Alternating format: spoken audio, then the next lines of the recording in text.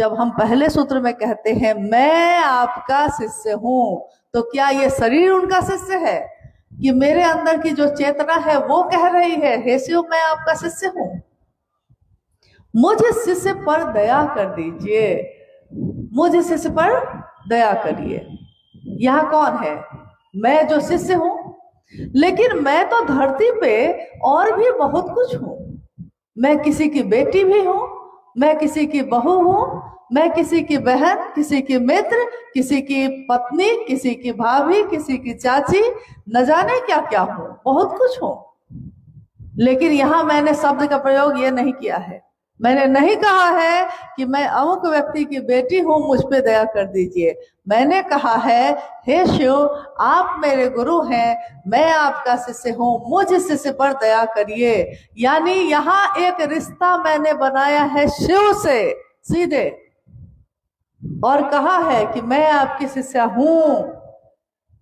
ये जो कह रहा है मैं हूं आपका शिष्य, ये वो चेतना है, वो अंश है जो शिव का ही है, लेकिन दुनिया में अलग अलग दिख रहा है। कोई इसमें है, कोई इसमें है, कोई इसमें है। जैसे कोई चांदी का दिया है, कोई सोने का दिया है, कोई मिट्टी का दिया है, और अगर तीनों दिया को ढक दे और पूछे आपसे कि इन तीनों की रोशनी को सिर्फ देखिए और रोशनी को देखकर बताइए कि दिया चांदी का है, सोना का है कि मिट्टी का है, तो आप कैसे बताइएगा? दिया यानी शरीर अलग अलग हो सकता है, परंतु उसकी रोशनी, उसकी चेतना, उसकी ऊर्जा एक ही है, जो शिव से निकली है और शिव में मिलेगी। तो स्वस्फूर्त जागरण के लिए पहला सूत्र है स्वस्फूर्त जागरण, यानी मेरे दिल में किन लोगों के लिए है ये पहला सूत्र किन लोगों के लिए है? शिष्यानुभूति ये कहती है, साहब की लिखी हुई 1990 की पुस्तक कहती है कि शिव के शिष्य बनने के लिए जो जिज्ञासु हैं, जो चाहते हैं कि मैं शिव का शिष्य बनूं, या जो शिव के शिष्य हैं, उन लोगों के लिए स्वस्फूर्त जागरण के लिए मेरे दिल में, मेरे मन में शिव का जो बिया है, लेकिन वो भाव प्रकट नहीं है, ये भाव प्रकट हो जाए, इसके लिए पहला सूत्र है। तो जब हम मन में बार बार ये कहते हैं तो एक दिन क्या होता है, मन पे निशान पड़ता है। जैसा अभी अनु भैया आपको कह रहे थे कि कुएं के मुंडेर पे एक नाजुक सी रस्सी, पतली सी रस्सी, रसरी आवत जात है, सिल पे परत निशान। रसरी पतली सी है, आई है और गई है, पत्थर तो कठोर है, सबसे कठोर तत्व है, लेकिन निशान किसका पड़ा? पत्थर का कि रस्सी का? रस्सी का, क्योंकि वो बार बार आई है और गई है, बार बार फेरा गया है उसको। तो जिस तरह उस मन पे हम बार बार ये कहते हैं हे शिव आप मेरे गुरु हैं, मैं आपका शिष्य हूं, मुझ शिष्य पे दया कीजिए, मन से, मन की गति बहुत तेज है, बहुत तेज। सबसे तेज गति दुनिया में किसकी है? मन की। अभी हम बैठे हैं यहाँ, और अभी अगर हम जाना चाहे अमेरिका, जा पाइएगा कि नहीं? मन से तो चले जाइएगा। मन को पासपोर्ट की जरूरत है? मन को गाड़ी और हवाई जहाज की जरूरत है? मन तो उन्मुक्त है, क्योंकि मन क्या है? सूक्ष्म है। सूक्ष्म चीजें किसी बंधन से नहीं बंधती हैं, शरीर बंधन में है, मन नहीं है। तो मन से हम कहीं भी जा सकते हैं। तो जिस तरह इस मन से हम कुशीनगर से सिवान जा सकते हैं, हम कुशीनगर से छपरा जा सकते हैं, हम कुशीनगर से गोपालगंज जा सकते हैं, उसी तरह इसी मन से हम कुशीनगर में बैठे बैठे महादेव के पास भी जा सकते हैं, हम अपने साहब दीदी से भी मिल सकते हैं। बस मन ही साधन है, मन ही साधन है। तो इसका परिणाम, पहले सूत्र का परिणाम क्या है? उसका परिणाम, उसका रिजल्ट ये है कि मेरे मन में क्या होता है? शिव का भाव, शिव के शिष्य का भाव क्या हुआ? अब प्रकट हो गया। प्रकट हो गया, इससे पहले तो नहीं था प्रकट। जब प्रकट हो गया तब हम कर रहे हैं शिव की बात। यानी शिव की चर्चा। दूसरा सूत्र, गुरु आदेशित कर्म। 1986 में बेगूसराय की धरती पे साहब के मन ने सुना था उस आवाज को। उन्होंने कहा कि कान सुनते हैं, लेकिन मैंने तो मेरे मन ने सुना है। क्या? कि जो तुम करते हो तुम दूसरों को करने के लिए नहीं कहते। और एक लंबी बातचीत चलती है, उसका परिणाम है दूसरा सूत्र, गुरु का आदेश। गुरु आदेशित कर्म। गुरु का आदेश ही शिष्यों के जीवन की आधार भूमि है। शिष्य का जीवन ही है उस पे। गुरु ने जो आदेश दिया है वही शिष्य का धर्म भी है, वही शिष्य का कर्म भी है। गुरु आदेशित कितने उदाहरण हैं, कितनी कहानियां, कितनी कथाएं हैं। बौद्ध धर्म की धरती है ये। बहुत सारे धर्म, बहुत सारी धाराएं आई हैं। उसमें एक जैन संप्रदाय हुआ, वो बना ही था इस बात पे कि एक गुरु हुए उसके।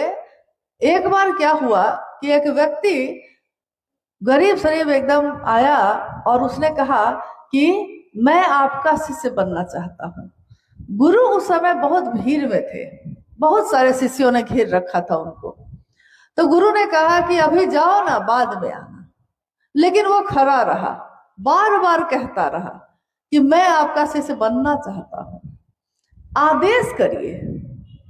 अंत में गुरु ने थक कर सोचा कि पीछा तो छोड़ेगा नहीं, तो उन्होंने कहा कि ऐसा करो कि जाओ, उस आंगन में धान रखा हुआ है, धान कुटो। शिष्य चला गया और आश्रम बड़ा था, काफी शिष्य थे। तो इतनी भीड़ भाड़ में फिर गुरु को याद ही नहीं आई उस शिष्य की। कुछ बरस बीत गए और गुरु अब वृद्ध हो गए, तो उन्होंने सारे शिष्यों को बुलाया और कहा कि मैंने आज तक तुमको जो पढ़ाया है, सिखाया है, उसमें से सबसे सुंदर चीज जो तुमने सीखी है वो इस बोर्ड पे लिखो। सारे शिष्य आकर जिसके मन में जो चीज सबसे ज्यादा भारी थी लिखने लगे। जब सारे लोग लिख चुके, गुरु ने पूछा कि सारे शिष्य लिख चुके, कोई बचा तो नहीं, कोई छूट तो नहीं गया? तो एक शिष्य ने कहा कि एक छूटा हुआ है। कौन? तो जी कुछ बरस पहले आया था, तो आपने उसको कहा था धान कूटो जाकर, और वो आज भी धान कूट रहा है। उसको बुलाया गया तो उसको भी कहा गया कि तुमने आज तक जो सीखा है वो इस पे लिखो। इतने शास्त्र पढ़े गए, इतनी किताबें पढ़ी गई, इतने ग्रंथ का ज्ञान अर्जित किया गया, तुमने क्या पढ़ा है? तुमने जो पढ़ा है जरा लिखो। उस शिष्य ने कहा कि जी मैंने तो धान कुटने के अलावा कुछ किया ही नहीं, मैंने तो सुना ही नहीं, देखा ही नहीं कुछ और, कि और लोग क्या कहते हैं या क्या सुनते हैं। इसलिए मैं तो अनपढ़ गंवार हूं, मैं क्या लिखूंगा? मैंने तो इसके सिवा और कुछ जाना ही नहीं कि गुरु ने जो आदेश दिया वही करना है। और उसने धान कुटो ही लिखा, गुरु का आदेश लिखा, गुरु का आदेश जो है वो लिखा। उस नाम पे ही वो पूरा संप्रदाय बन गया और गुरु के गद्दी पे भी वही बैठा, जबकि सब बड़े ज्ञानी ज्ञानी थे। यानी गुरु के सामने ज्ञानी बन के नहीं जाना है, गुरु के सामने गुरु आदेश अनुसार हम कर सके ये बन के जाना है। तो गुरु का आदेश है कि जो तुम करते हो दूसरों को करने के लिए कहो। तो हम सारे शिव के शिष्य खुद शिव शिष्य बने हैं और दूसरों को कहना है कि आप भी शिव के शिष्य बनिए। बस इतना ही ना। इसी के लिए सारे चर्चा, सारे काम, सारे आचरण शिव के शिष्य के मात्र इसी इहलौकिक उद्देश्य के लिए है कि खुद भी शिव शिष्य बनो और दूसरों को भी शिव शिष्य बनने के लिए प्रेरित करो। तो पूरी चर्चा की परिधि इसी में चलती है कि सारे कार्यक्रम का एक ही उद्देश्य है, एक ही परिधि में है वो, कि गुरु का आदेश करना है, बस और कुछ नहीं।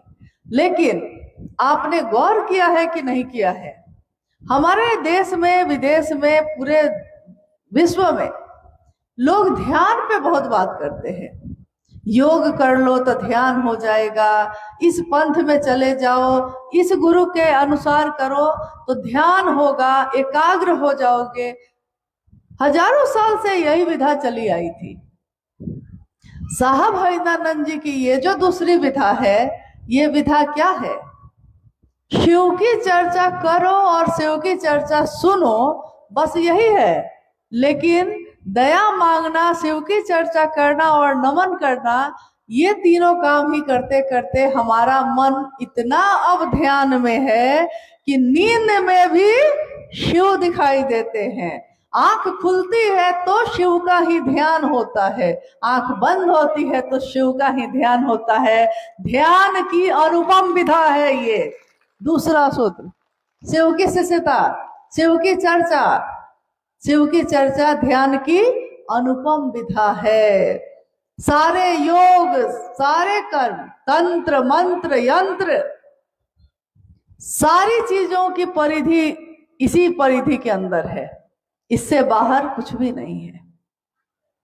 तो हमने क्या छोड़ा? घर छोड़ दिया, गृहस्थी छोड़ी है, बाल बच्चों को छोड़ा है, खेत में खेती लगाना छोड़ा है, कुछ भी नहीं छोड़ा है। दुकान चलाना छोड़ा है, गाड़ी चलाना छोड़ा है, कपड़ा पहनना छोड़ा, कुछ भी नहीं छोड़ा है। बस क्या किया है? महादेव को अपने जीवन में ले आए। महादेव मेरे जीवन में आए और सब शिवमय हो गया। मेरा पहनना, मेरा खाना, मेरा उठना, मेरा बैठना, मेरा हंसना, मेरा बोलना, सब शिव हो गया।